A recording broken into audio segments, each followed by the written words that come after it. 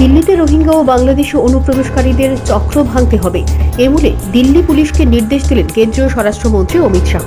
শুক্রবার এ নিয়ে দিল্লির মুখ্যমন্ত্রী, দিল্লি পুলিশ কমিশনার ও ঊর্ধ্বতন কর্তাদের সঙ্গে উচ্চ পর্যায়ের বৈঠক করেন তিনি।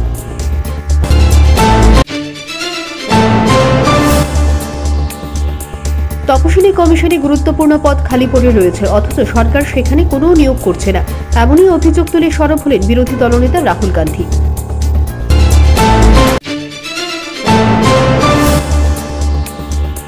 কাশ্মীরে এখন শান্তির পরিবেশ, তবে সেই শান্তি স্বতঃস্ফূর্ত নয়, গায়ের জোরে এই শান্তি স্থাপন করা কাশ্মীরে ক্ষমতায় আসার কয়েক মাসের মধ্যেই উপলব্ধি করলেন মুখ্যমন্ত্রী ওমর আবদুল্লাহ।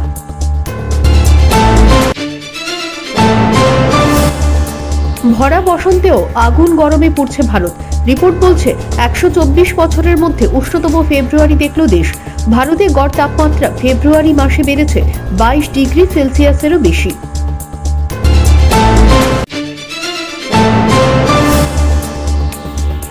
শনিবার রাজধানী গ্র্যান্ডিউস ক্লাবের সামনে গ্যাসের পাইপলাইন ফেটে ভয়াবহ অগ্নিকাণ্ডের ঘটনা ঘটে।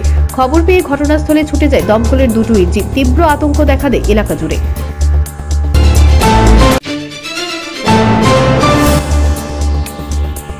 একই রাতে পৃথক দুটি বাড়িতে হাত সাফাই করল চোরের দল, নিয়ে গেল নগদ অর্থ, স্বর্ণালঙ্কার সহ দামি সামগ্রী।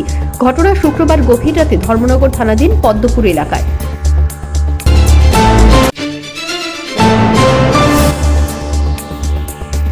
বছরের শিশুকে শ্লীলতাহানির অপরাধে 50 বছরের আছিফ আলী 3 বছরের জেল এবং আর্থিক জরিমানা করেছে কৈলাসহর আদালত। আদালতের রায়ে কিছুটা হলেও স্বস্তিতে ওই শিশুর পরিবার।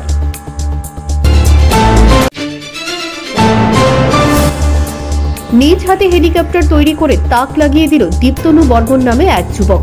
তার বাড়ি নলছর বিধানসভা কেন্দ্রের অধীন মেলাঘর পোয়াংবাড়ি এলাকায়। তার এই উদ্যোগে পরিবারের সকলেই খুশি।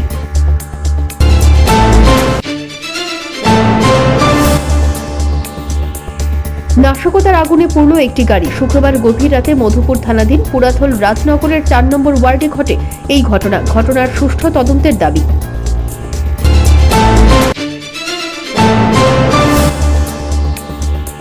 পয়লা মার্চ শ্রী রামকৃষ্ণ পরমহংসদেবের জন্মজয়ন্তী পালন করা হয়। প্রতি বছরের মতো এবছর রাজধানীর ধলেশ্বর রামকৃষ্ণ মিশনে বিশেষ পূজার্চনার পাশাপাশি বিভিন্ন অনুষ্ঠান অনুষ্ঠিত হয়।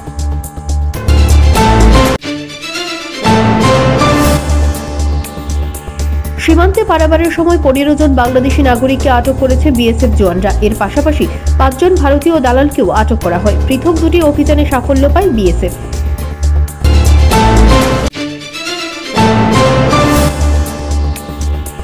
গৌরনগর পঞ্চায়েত সমিতির উদ্যোগে শনিবার গৌরনগর ব্লকের অধীন বিভিন্ন গ্রাম পঞ্চায়েতের প্রায় 150 কৃষকের বিনামূল্যে কৃষি সহায়ক যন্ত্রপাতি প্রদান করা হয়।